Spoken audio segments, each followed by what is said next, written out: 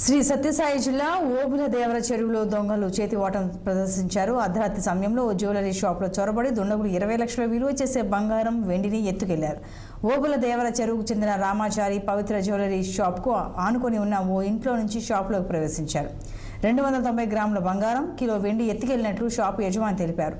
ఘటనా స్థలానికి చేరుకున్న పోలీసులు కేసు నమోదు చేసి సీసీ కెమెరాల ఆధారంగా దర్యాప్తు చేపట్టారు.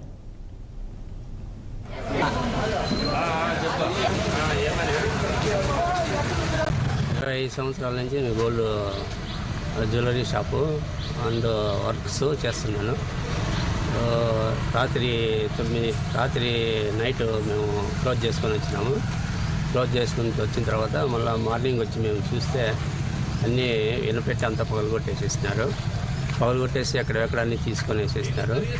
దాంట్లో మొత్తం అన్నీ ఒక 295 గ్రాములు వరకు గోల్డ్ ఉన్నది, వెండి 1 కిలో ఉన్నది. అంతా ఎత్తుకొని వెళ్ళిపోయారు. వచ్చి ఒక 19 చిల్లర కావచ్చు. 19 లక్షలు వాల్యూ చేసేది పోయింది.